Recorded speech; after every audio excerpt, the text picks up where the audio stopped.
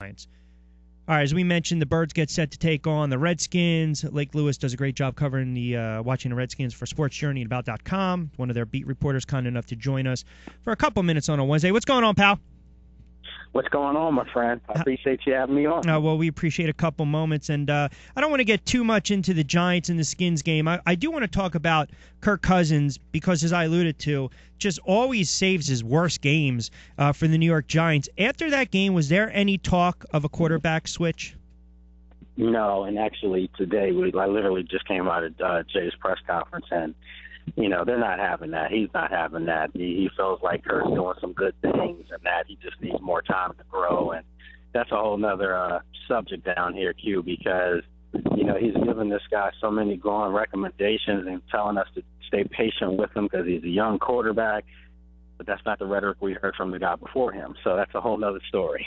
That's an excellent point. When you look at this Washington team, I thought they were going to be able to run the football against the Giants. They weren't able to do that. You saw some nice flashes with one particular player. I think if he gets more touches, could be an X factor. Chris Thompson, not only catching the ball out of backfield, but a pretty tough-nosed runner. A guy maybe like a Matthews, a Sproles, kind of an all-set running back. Do you expect to see him get a couple more carries on Sunday against the Eagles? It may not be carries, but it definitely will be more reps in the passing game. I think he clearly gave them something that you hadn't seen in a little bit, that speed out the backfield. A guy that, to be a check down guy for Kirk, a guy that, Jordan Reed's cover, which I think teams are going to pay a lot of attention to him now, that maybe, Chris is a guy that can slip out from under a block or something like that and give you, a quick 10, 15 yards because of his speed. When you look at Washington right now, D'Angelo Hall's banged up, so he's going to be out a couple weeks. When you look at that secondary, I'm not saying they're thin. I don't think they were tested as much as I thought they would be against the Giants, even though Beckham still got his, Randall off the tip ball. We saw it on Thursday night. But you look at the Eagles, they haven't really been able to take shots down the field. So, therefore, secondary doesn't even have to dig their heels in. They can drop back. They can stack 6, 7, 8 in the box if they want, and they can tell the Philadelphia Eagles, go ahead, we dare you. Try to beat us with your arms, Sam Bradford. How's that going to unfold, the Washington Redskins secondary against these wide receivers from the Eagles? Well, let's be honest. None of them really poses a threat or a double team. Yeah, I will say this, though. I think the one thing that's going to help the Redskins is called Mother Nature because Sunday – we're expecting monsoon type of weather here. It's rainy here right now at Redskins Park, and they've already said this is going to be the nicest day we have over the next 4 days, and it's wet. So, about it today in the press conference, it clearly we're not just talking about a normal rain here. We're talking about a little something different here. So it could be a sloshy wet affair where you're going to have to run the football, and I think Ryan Matthews is clearly capable of doing that for the Eagles, but I think this game could look like a traditional old-school NFC East football game, too. Conversely, when you talk about the Skins secondary with the wide receivers, how about the Eagles secondary against the Skins wide receivers? And I don't know if you have any updated information to Deshaun Jackson hamstring. You mentioned if it's going to be really bad weather, then that's kind of a tricky spot for him on a wet surface to try to dig in and really get off the line if he's already got a bum hamstring. Do you think we'll see Deshaun Jackson on Sunday? No, I don't. And I don't think if it was 90 degrees and sunny, you would see him out there either. He's just, if he thinks he's ready, he needs to give it a little bit more time. I understand, the history with the Eagles and, you want to play against them. But let's face it, I actually said this on a appearance yesterday locally here that if you're him, you want to be healthy going into Philly, not here. So right. You want to – there's so much more football to be played that you don't want to risk that, especially, as you said, on a wet surface too where – guys can slip and tweak something. So to answer your question, Q, I would be shocked if he played.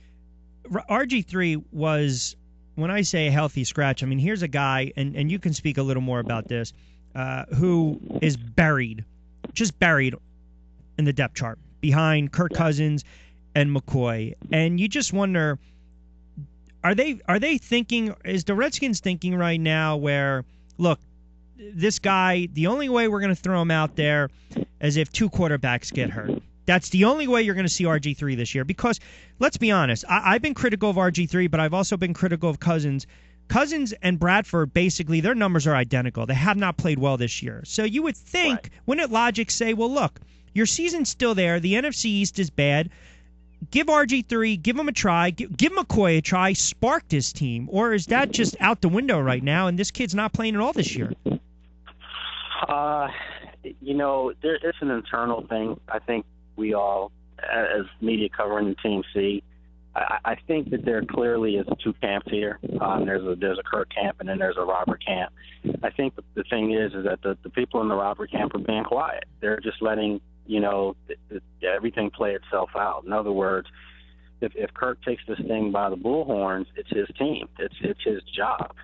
Maybe going into next year. But you keep in mind, he's not under contract after this year. So I think it's an evaluation to see what they have in him.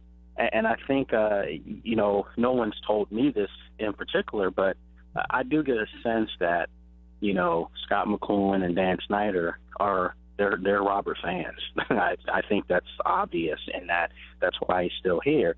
And don't rule out the possibility that if this thing does not work with Kirk, that Jay could be on the hot seat. He could be out of here with that quarterback. So it's a lot of variables. I think everyone here would like to see somebody take the job and run with it.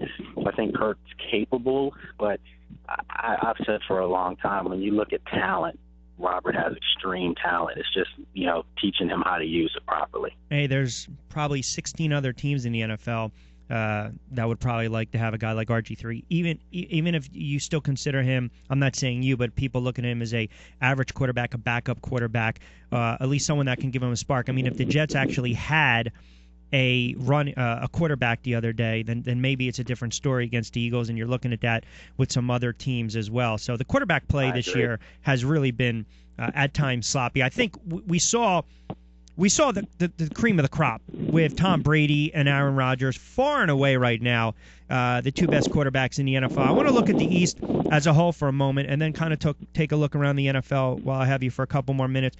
You look at the Giants. They have to travel to Buffalo. Victor Cruz is itching to come back. I think once he comes back, that offense is going to click a little more. They force-fed the ball to Randall.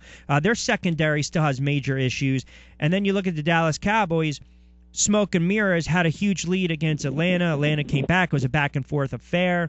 The secondary of Dallas really just fell by the wayside. Julio Jones ran ragged. When you still look at this division, is there optimism down in your parts where the Washington Redskins, if they can string together a couple wins, can actually make this an interesting season for them? Or do people look at it as, we don't have the quarterback play, Dallas is going to get healthier, it's just a matter of time before the Eagles figure it out, and even though the Giants are an enigma, they always have our number? That's a great question, and I think that a lot of people, including myself, are scratching our head as to what is this team. And I had said last week that I thought the Giants Thursday night game was going to be the biggest game in Jay Gruden's, short coaching career, so far. And when I left MetLife Stadium, Q, I didn't get the impression that the team was as bad as the loss looked. I mean, they had a lot of turnovers, a lot of bundled plays. You said it yourself on Twitter, and I agreed that the block punt just seemed to just totally suck the life out of the team. I thought it was the turning point of the game.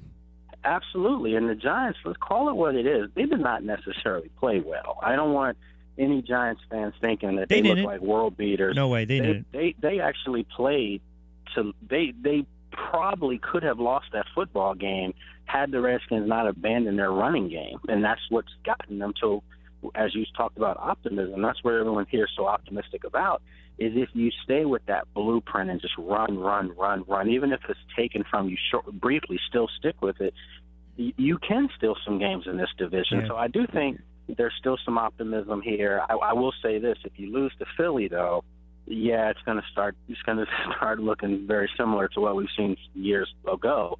But if you beat the Eagles, now you give yourself a little bit of a lead over a divisional team. You've already beaten them. You and I both know divisional games mean everything. You can't lose your first two games against teams that, at least at this point in the season, as you mentioned with the Giants, no Victor Cruz, they're still trying to find themselves. That was a winnable game where you don't win it. Yep. The Eagles game, they're still trying to find themselves, and what is their offense at this point right now? it's a winnable game. But if you lose these games, you do realize later in the year that I do think the Eagles will be clicking on all cylinders at some point. I'm not sure when, but they will be better than what they are right now. So if you're the Skins, you got to steal one of these games. And you're right. You have to go back to the bread and butter. And once they fall behind 13-16 and so 13-16 points with their offense, and you have Cousins back there, you're right. It feels like they're really down by 24. And you have to have a quarterback who, let's be honest, has not been consistent enough to throw you back in the game. Defensively, how are the Skins players looking at Sam Bradford? Do they look at a quarterback who might be skittish, scared of taking a shot, scared of getting hit, uncomfortable in the pocket? I would venture to guess that if they can really get them in 3rd and long, they'll try to blitz. The Jets tried it. The offensive line was pretty solid on Sunday for the Philadelphia Eagles. So talk a little bit about that. Well, I think you just gave the blueprint on 31 other quarterbacks in the league too. Hit them. They're hit. If you take them out their comfort zone, Q, and bring heat on them, they're all going to get squeamish back there, as they should. But in particular with Bradford, we know he's a pro. He's a professional quarterback that's had some success when he's been upright, and that's the key thing. The Skins did not apply much of a pass rush last week to Eli Manning, and you saw Eli just sitting back there picking them apart after a while. I think that they're going to have to blitz. They're going to have to come after him. And again, the weather could play a factor in how this game unfolds. You know, we know Chip wants to throw the football, wants to spread it out a little bit. I'm not sure if he has the personnel to do that. So, listen, I've said this before. I'm a Ryan Matthews fan. I actually think Ryan Matthews is a better fit in that offense than DeMarco Murray, believe it or not, because he runs with a little bit more power. So maybe this game actually turns out to be the Ryan Matthews versus Alfred Morris, Matt Jones affair. And one more point on that, and then we'll take a quick look around the league. One more point. If the weather is bad, field position, special teams, we saw what Sproles does. The Eagles don't have Cody Parker. They brought in a new kicker. So, again, special teams, low-scoring game, bad weather, something to keep an eye out for. I got you for a couple more minutes. Again, Lake Lewis does a great job, Sports Journey, covering the Skins for the NFL, also about.com. When you look at the NFL right now, it is a week-to-week proposition. So I'm not one to sit here and proclaim this team's the best, this team's the best, this team's the best. I think Arizona's playing great football. The Patriots are the Patriots. Cincinnati, I'm not still a big fan of Dalton, but that was a gutsy win, and we're seeing what Rodgers is doing right now in Green Bay. After Monday, we'll be a quarter way into the season. Right now, if you had your pick, best team in the NFL right now, and the team that you think is going to be there in the very end. Clearly, to me, it's the Patriots. It's a system that they have, and maybe I should say this: 1 and 1A is the Patriots and Green Bay. Yep. And I think that there's another team that's looming. Every time I see them, I'm impressed. And if they can stay healthy, I think the Cardinals are not too far away from being another team that you're going to have to start being leery of, because not only do they do it on offense, but if you get Chris Johnson to give you anything like he looked last week, they're going to be a tough out. And then you already know what they're doing on defense, and they have a pretty good secondary. Arians, he's a heck of a coach. And by the way, if you keep Palmer upright and healthy, Fitzgerald looks reborn. Fitzgerald doesn't need to stretch the field, but he still might get 80-something odd catches this year. You've got Brown. You mentioned Chris Johnson. No, I agree 100%. Before I let you get out of here, two last ones for you.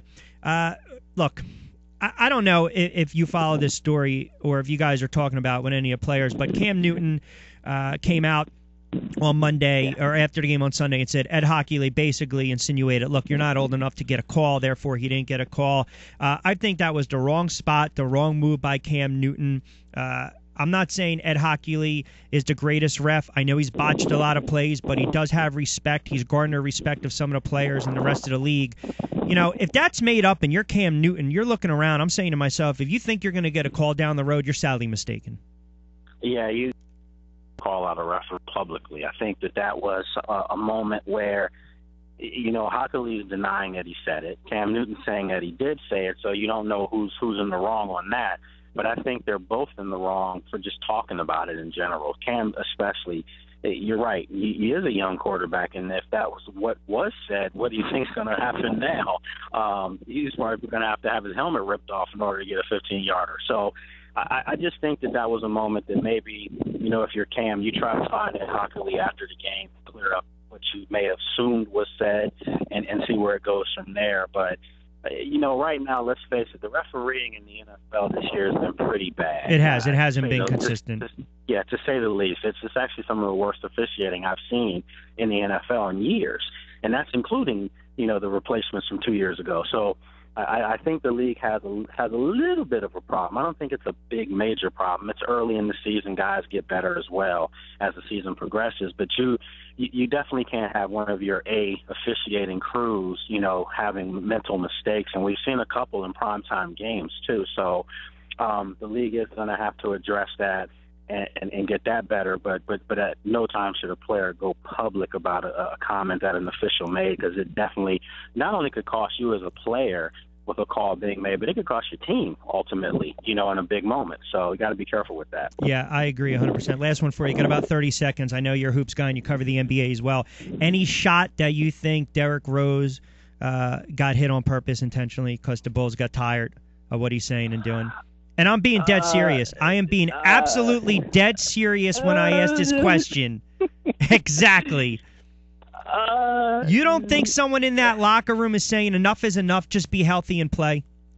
Oh, yeah, I'm sure. I'm sure there's several guys in that locker room to say that. But your reaction said it all. Hey, listen, man. Listen. You're still trying to win games at the end of the day. And we all know that team can't win without him. They can be competitive. We've seen that. But if you're trying to win a championship, no, you need that guy there.